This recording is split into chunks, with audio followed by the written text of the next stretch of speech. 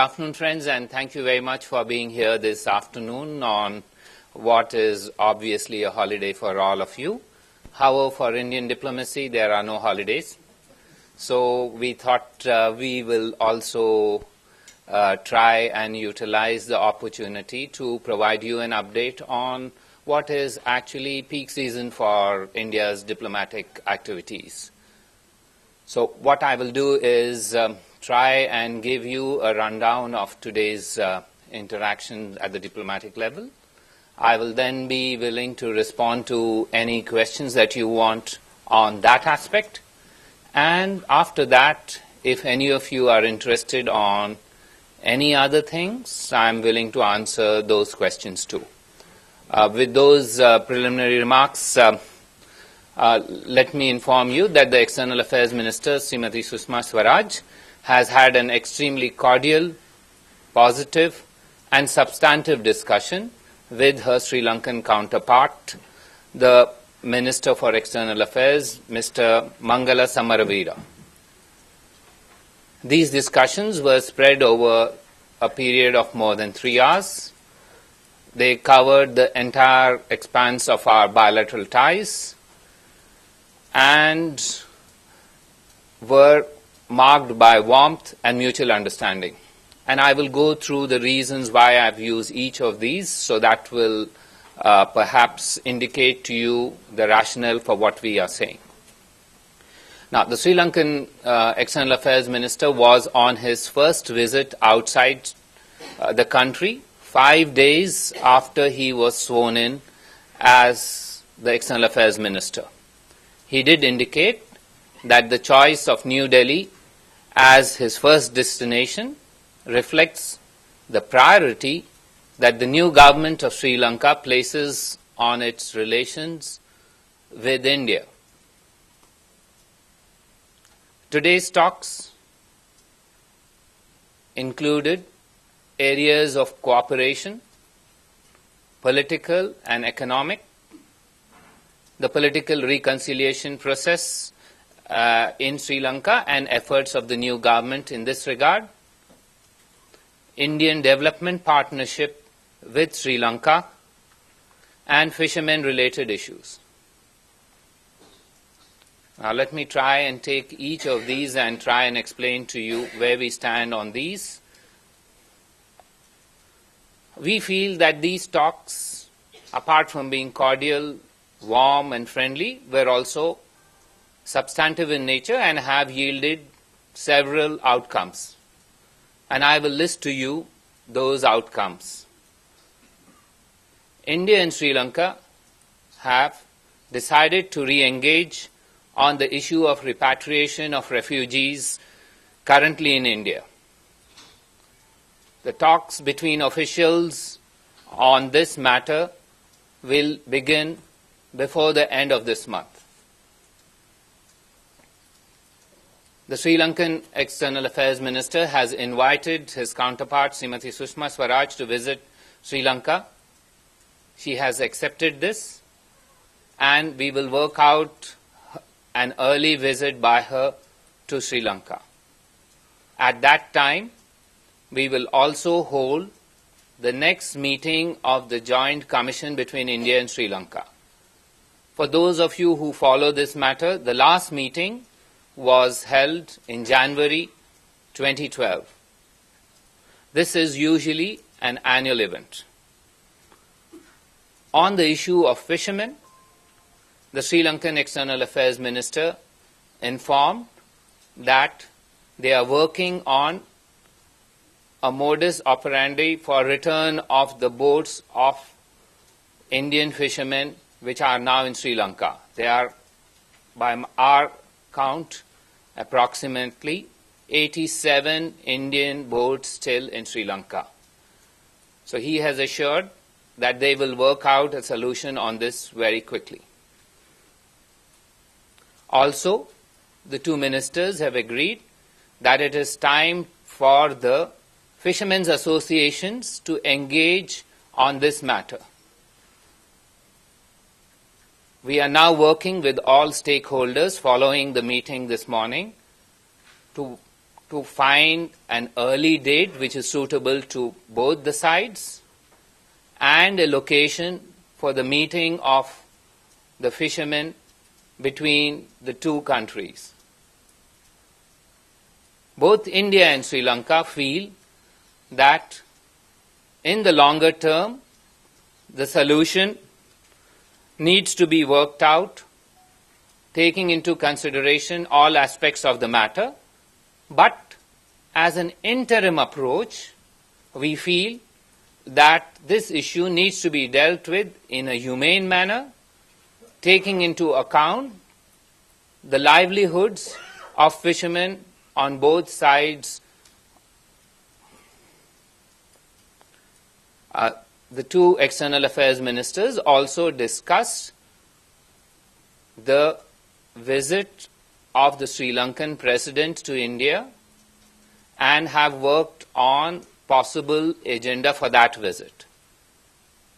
The Sri Lankan external affairs minister is also carrying an invitation for an early visit by our Prime Minister to Sri Lanka.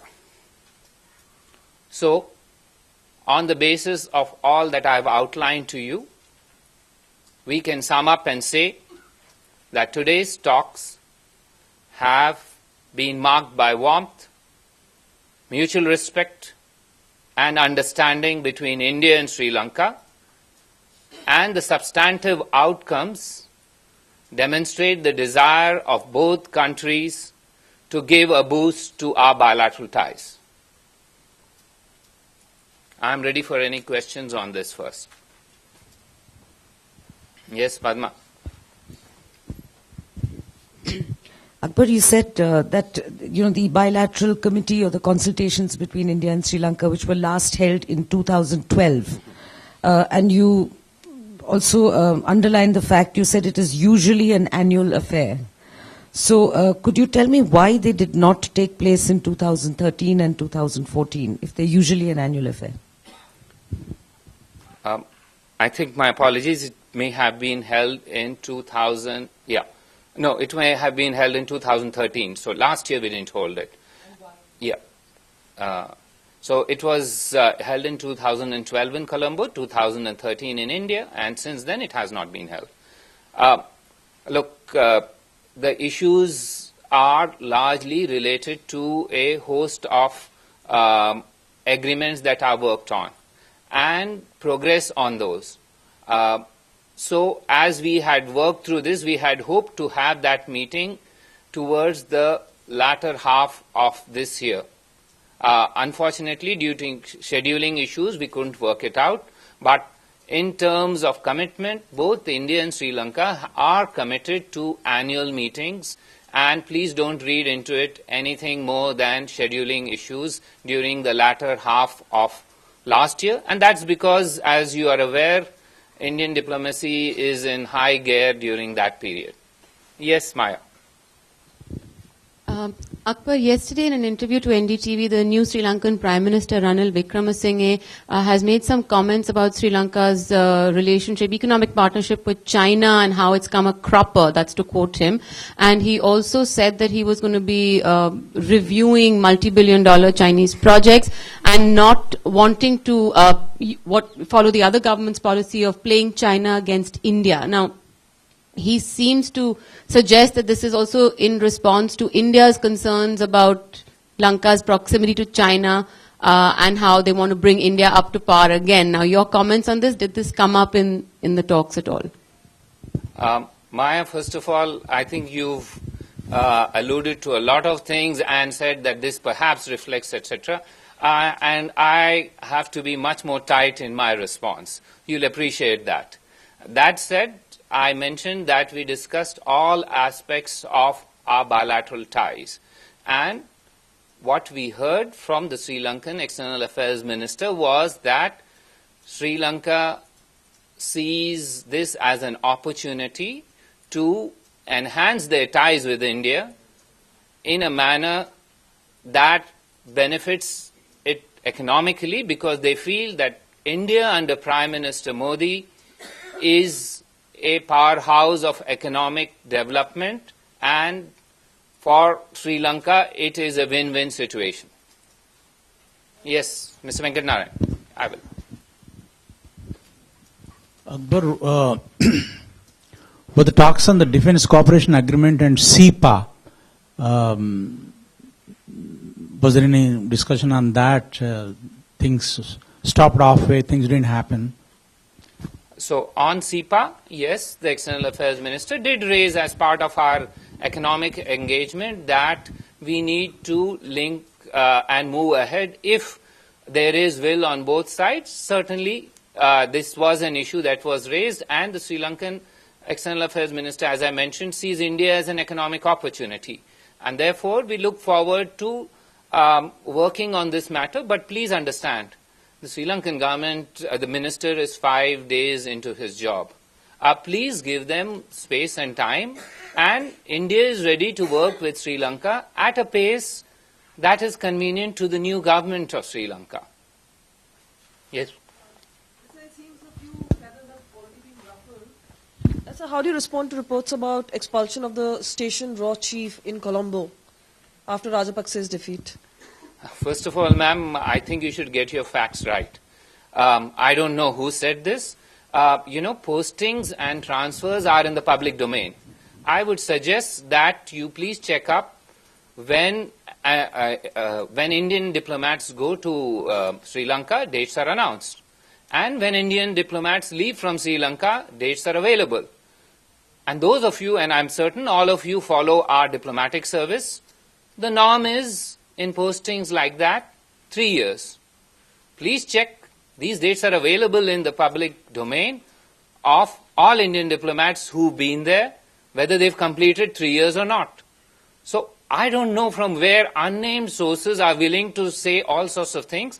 I am here, standing in front of you, willing to be quoted, and saying to all of you that the normal tenure of an Indian diplomat in Sri Lanka is 3 years, and all officials who've been transferred during the last year have completed that. So it's a normal transfer. Don't read anything into it unless somebody stands up and says that yes. Using unnamed sources is just hiding behind and obscuring the truth. I'm ready here. Anybody can stand up and say that is there anyone who says what I said was wrong? Yes, ma'am. In the discussion about the cooperation politically and economically, did both sides talk about the China's maritime Silk Route? Is there any consensus between the two? No, this was an issue that did not come. When India and Sri Lanka talk, we talk about bilateral ties. What a country's relationship with other countries that for that country, but ours is a cordial relationship which we intend to enhance. Yes, ma'am. Devi Rupa? So you mentioned that the Sri Lankan government briefed about the steps taken for the political reconciliation in the north and east. Can you please mention, what are they talking about? What will be the next steps? They are on record on this, and I'm not the official spokesperson of the Sri Lankan government. I can provide you my view. I can also provide you the tone and trajectory of the discussions. But if you expect me to report to you a viewpoint of the Sri Lankan Foreign Minister, I don't think it's fair to him, and it's fair to us because he represents best his country. And that is well known. They have put out some elements in the public domain of a 100-day program. They have indicated that in the 100 days, what are their efforts? And he has listed out some of these. Some of these, he mentioned, are still a work in progress. And that obviously is a confidential communication between two foreign ministers. And it is best for you to raise these questions there. But it flows from the 100-day program that that the new Sri Lankan president has publicly committed himself to. Yes, ma'am. Akbar, on the issue of demilitarization in the north and east, because that's been an issue with a demand which has been raised by the Tamil parties, the TNA in particular, and during the election campaign, Mr. Sirisena seemed to suggest that that was not an option because that would mean regrouping of the LTT. What is India's position on this issue? Our position is well known.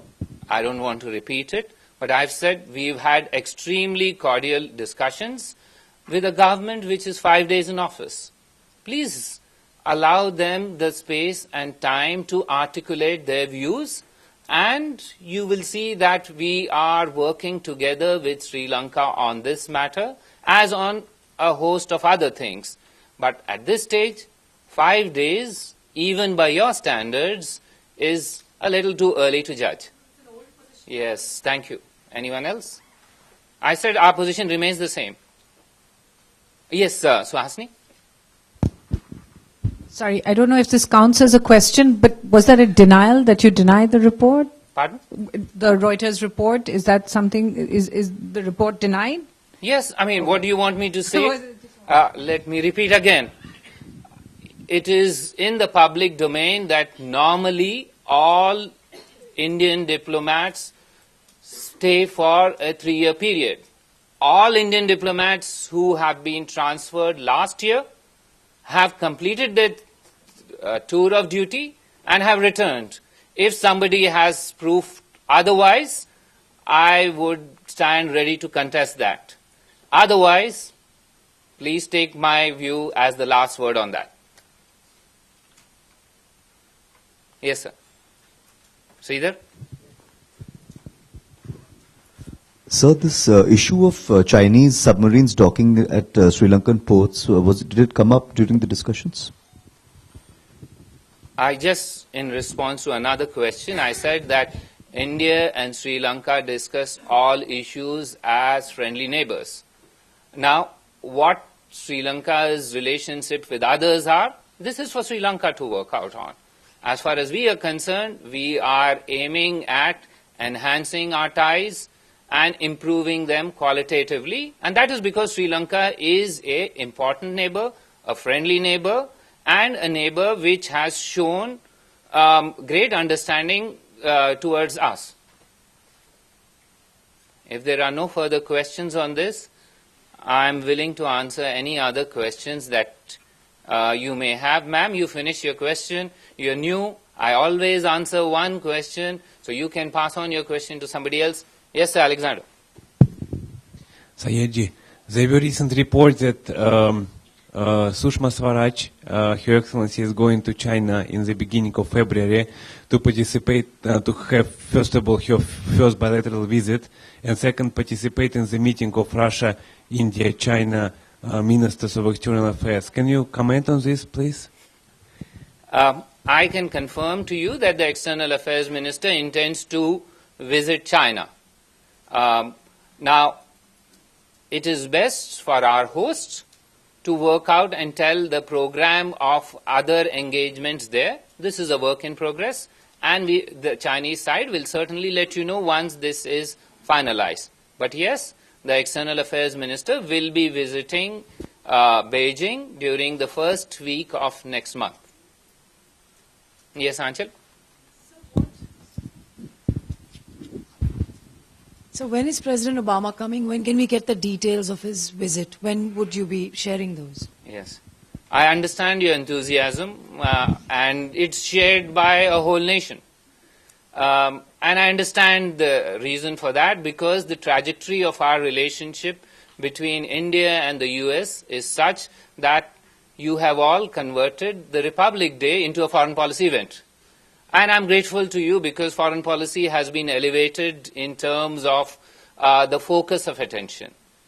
But that said, I'd like to tell you that as part of the way we work, we take into consideration visiting dignitaries' sensitivities and concerns. And we will, at an appropriate time, explain to you. You are aware that the Sri Lankan foreign minister's visit we only announced when we announced, or the Japanese foreign ministers. So while you are way ahead of the curve, and I see every day all sorts of things, but you should be happy that I'm not telling you the details, otherwise all those will no longer be playing field for all of you. So enjoy it while I bide my time. Yes, no, not you, ma'am, somebody else. You can ask someone else to tell. I always answer, no, please. Yes, ma'am. Yes, sir. Always one question. So they discussed about rehabilitation of Tamil people in Sri Lanka. We finished that topic, please. We are now on to the next topic. No, I mean, let's have some focus on this. I answered and I said, anybody else, anyone question? Nobody. Yes, sir. I'm willing to answer any question on this or anything else, but the topics that are finished are over now. There were reports that Obama's security wanted Indian Air Force to impose no-fly zone during Republic Day parade. Is it true? Listen, gentlemen, every day I read reports which are either fanciful flights of imagination or figments of somebody's creativity. So I don't want to get into these details because then I will say, this. I've heard reports of visit to Mathura one day, another visit to another place. I don't even want to get there because this is kite flying of the worst order. You're welcome to do it. When we have the outcome and when we have an arranged, detailed program for you, we will tell you. But let me assure you that currently elements of the program are being worked on. So don't do any kite flying. Be patient. You will get all the details. Yes, sir. Sure. Good one, ma'am. Ji sir हम protocol की बात करें president जिस तरह से आ रहे हैं क्या वो इंडियन प्रेसिडेंट की गाड़ी में आएंगे राजपथ पे या फिर वो अपनी गाड़ी से आएंगे simple question thank you very much for this simple question मैंने आपसे बताया था जब प्रोग्राम तैयार है हम आपको बताएंगे अगर आप समझते हैं कि आप कोई दूसरी तरीके से मुझसे इंफॉर्मेशन ले जाएं कोशिश कीजिए ये आपका हक बनता है और आपका क्वेश्चन वेस्ट करना भी आपका हक है but let me tell you, President Obama is an honored guest in India. We will do everything that ensures his convenience.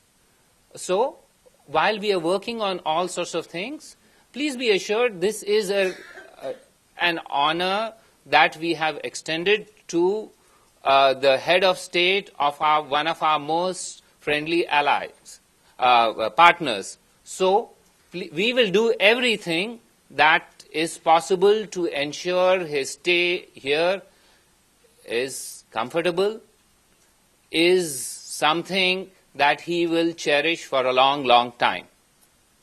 Yes, sir. Sir, Greenpeace activities, Priya Pillai will move outside country or not? No, just let me finish. Is there anyone else on the aspect that we are dealing with? We'll come to you. Anyone else on the aspects relating to what he raised in the last question? If not, then we go to something else. Yeah, Srinjoy, on this? Yeah, I'll answer. Yes. Do we know if the First Lady, his children, his Secretary of State are going to be with him? We know, but you don't. Yes. Anybody else? On this?